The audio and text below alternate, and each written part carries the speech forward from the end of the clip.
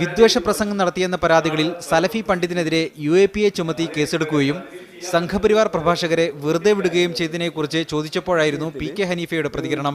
ഈ നിലവിലിരിക്കുന്ന ഈ പരാതി അല്ലെങ്കിൽ നമ്മുടെ ഒരു ആക്ഷേപം അതിനെക്കുറിച്ച് ചർച്ച ചെയ്യും. സമൂഹത്തിലെ ഈ നമ്മുടെ മൈനോറിറ്റീസിലെ ആളുകളുമായി ചർച്ച ചെയ്തിട്ട് അതിൻ്റെ അടിസ്ഥാനത്തിൽ സർക്കാരിന് റിപ്പോർട്ട് കൊടുക്കും കമ്മീഷൻ. ന്യൂനപക്ഷങ്ങൾ നേരിടുന്ന പ്രശ്നങ്ങളെക്കുറിച്ച് ചർച്ച ചെയ്യാൻ ക്രിസ്ത്യൻ മുസ്ലിം സംഘടനാ നേതാക്കളുടെ യോഗം ഉടൻ വിളിക്കും. ആ സംഘടനയുടെ ഭാരവാഹികളുടെ സോണൽ മീറ്റിംഗ് ആദ്യം വിളിച്ചു കൂട്ടും.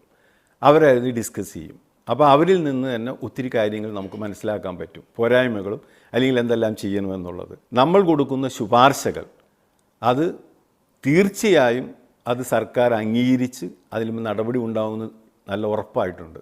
വർഗീയ പ്രശ്നങ്ങൾ നിലനിൽക്കുന്ന പ്രദേശങ്ങളിലെ പോലീസ് സ്റ്റേഷനുകളുടെ പ്രവർത്തനം കമ്മീഷൻ നിരീക്ഷിക്കും.